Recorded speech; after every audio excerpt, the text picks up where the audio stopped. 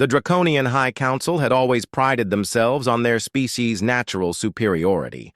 Their crystalline cities stretched across 3 star systems. Their technology had mastered both space and time, and their military might had never known defeat.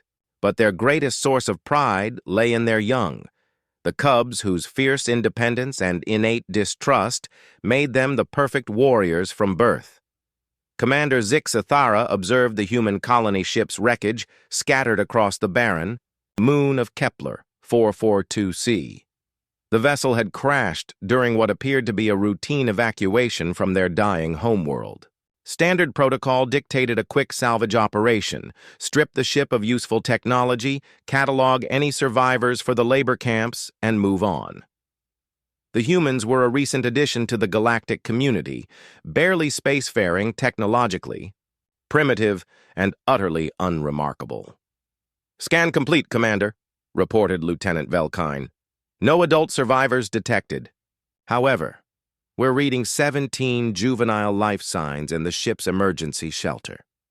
Zixthara's scaled lips curled in what passed for a draconian smile. Human younglings would adapt well to servitude, and the Council always rewarded successful acquisition of new workers. "Prepare the collection pods. We'll transport them to the nursery complex for processing." The nursery complex on Dracos Prime served as both military academy and proving ground for Draconian cubs. Young Draconians learned to fight, survive, and conquer in the harsh mountain caves that had been their ancestral home for millennia. The facility's director, Elder Morgeth, had overseen the training of 10 generations of warriors. "These human spawn will serve as excellent practice prey," Morgeth declared as the transport pods arrived. "Our cubs need live targets that can think and run. It builds character." The 17 human children, ranging in age from 5 to 12, were released into the complex's central cavern system.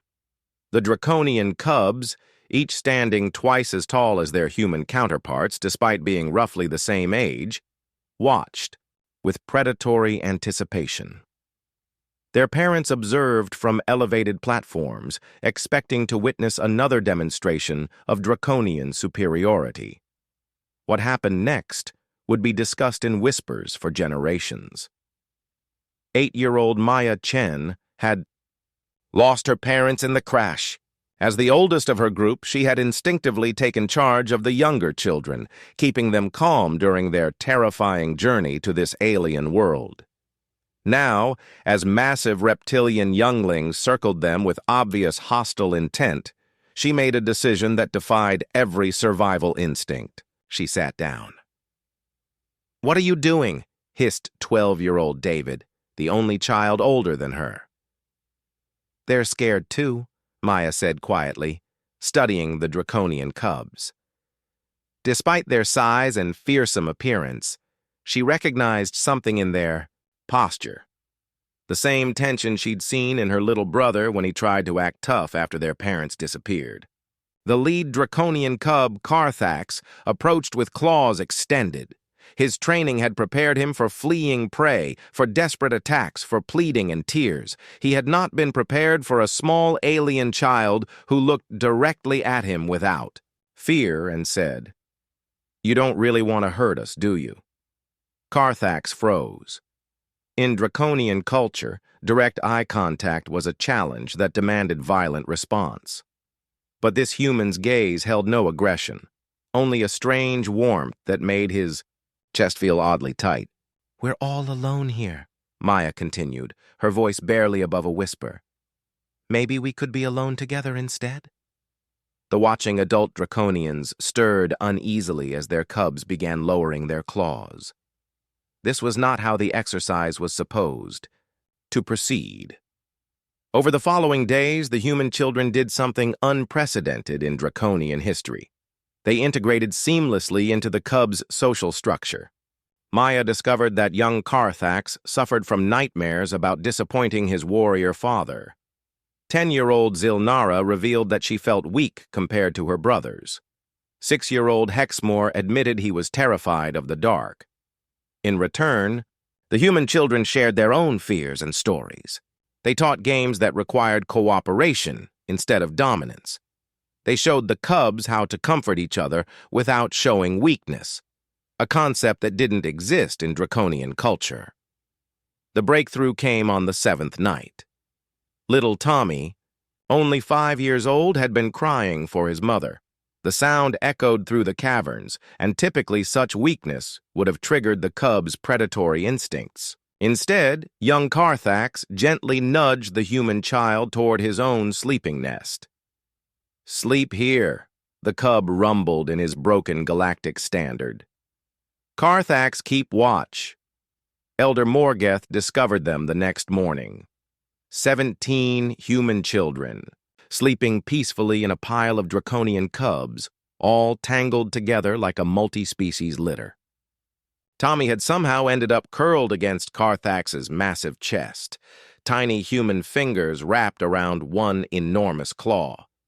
The sight triggered something that Draconians had long suppressed, their ancient pack instincts, buried beneath millennia of individualistic warrior culture. "This is unacceptable," Commander Zixthera declared when summoned to witness the scene. "Our cubs have been contaminated by human weakness." But Elder Morgeth was studying the readings from the cubs' biometric monitors. Their stress hormones have dropped to the lowest levels ever recorded. Their sleep patterns have improved dramatically. They're showing increased cognitive function and enhanced problem-solving abilities. "They're showing weakness," Zixthera snarled. "Are they?" Morgeth pulled up tactical simulations from the previous day. "Yesterday, when a cave-in threatened the human children, our cubs worked together with unprecedented coordination to clear the debris. They shared resources without being ordered. They protected the smaller humans while simultaneously solving the problem." Maya had awakened during the adults' argument. She approached Commander Zixthera fearlessly, as she had learned the Draconian cubs respected directness. "You're afraid," she said simply.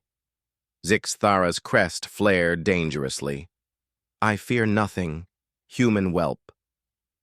"You're afraid that caring makes you weak," Maya continued. "But look at Carthax. He's stronger now because he's not fighting alone anymore." As if summoned by his name, the young Draconian approached and gently placed his massive hand on Maya's shoulder, a gesture of protection that sent shockwaves through the observing adults. The Draconian High Council faced an unprecedented decision. The human children had accomplished what centuries of Draconian philosophy claimed was impossible. They had taught the cubs that strength could come from unity rather than dominance. Some council members demanded the humans be removed immediately. Others, studying the remarkable improvements in their cubs' performance, began to wonder if perhaps their ancient certainties needed revision. Maya Chen, the 8-year-old human who had chosen to sit down when facing monsters, had inadvertently started a revolution. In showing trust when trust seemed impossible, she had revealed a truth that would reshape Draconian civilization. Sometimes, the greatest act of strength is choosing to be vulnerable. The dragon's cubs had indeed trusted no one, until a human child showed them that trust itself was not weakness, but the foundation of true power.